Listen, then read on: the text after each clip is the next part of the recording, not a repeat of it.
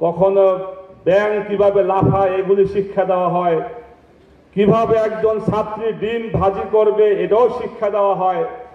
যখন যেই সরকারের ক্ষমতা আসে এমন কিছু লোকদেরকে দায়িত্ব দেয় যারা ইসলাম বিদ্বেষী। বর্তমান সরকার কয়েকদিন আগে আমাদের দেশের সকল প্রাইমারি স্কুলে গানের শিক্ষক নিয়োগ দেওয়ার জন্য প্রজ্ঞাপন জারি করেছে। যেখানে ধর্মীয় শিক্ষক নাই, ধর্মীয় শিক্ষা কারিকুলাম নাই, আমার বুঝে আসে না যখন যেই সরকারি ক্ষমতা আসে তারা এই শিক্ষা মন্ত্রণালয় আমাদের শিক্ষা সিলেবাসে এমন কিছু লোকদেরকে দায়িত্ব দেয় যাদের চিন্তা ভাবনা বিভ্রাট এবং যারা ইসলাম বিদ্বেষী। আজকে বহুদিন যাবৎ আমরা লক্ষ্য করেছি আমাদের শিক্ষা সিলেবাসে কখনো ট্রান্সজেন্ডার নামে, কখনো এলজিবিটি নামে, কখনো ব্যাঙ কিভাবে লাফায় এগুলি শিক্ষা দেওয়া হয়, কিভাবে একজন ছাত্রী ডিম ভাজি করবে এটাও শিক্ষা দেওয়া হয়। কিন্তু যেই বিষয় একজন সন্তানের জন্য ধর্মীয় শিক্ষা, যেটা গুরুত্বপূর্ণ একটা বিষয়, সেই বিষয়কে পাশ কাটিয়ে দেওয়া হয়।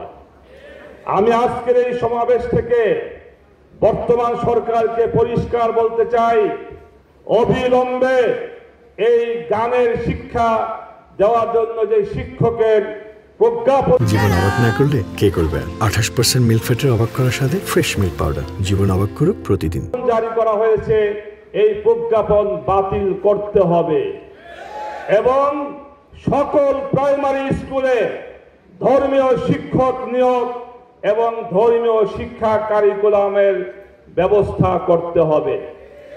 দ্বিতীয় বিষয় হলো জমিয়তুল উলামা ইসলাম সহ আমরা দীর্ঘ 15 বছর রাজপথে একসাথে আন্দোলন সংগ্রাম করেছি।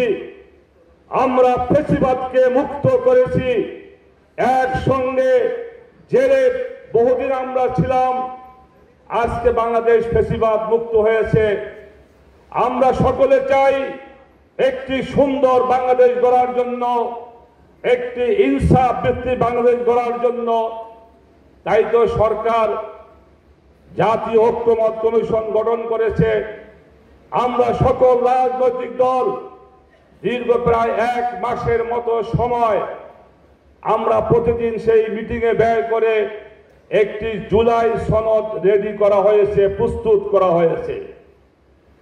কিন্তু জুলাই সনদ বাস্তবায়ন কিভাবে হবে সেই পদ্ধতি এখনো সরকার ঠিক করতে পারে নাই।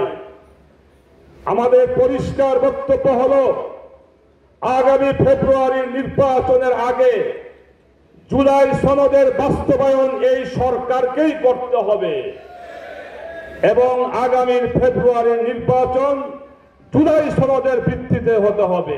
জীবন অবাক না করলে কে করবে? 28% মিল্ক ফ্যাটের অবাক করার সাথে ফ্রেশ মিল্ক পাউডার। জীবন অবাক করুক প্রতিদিন।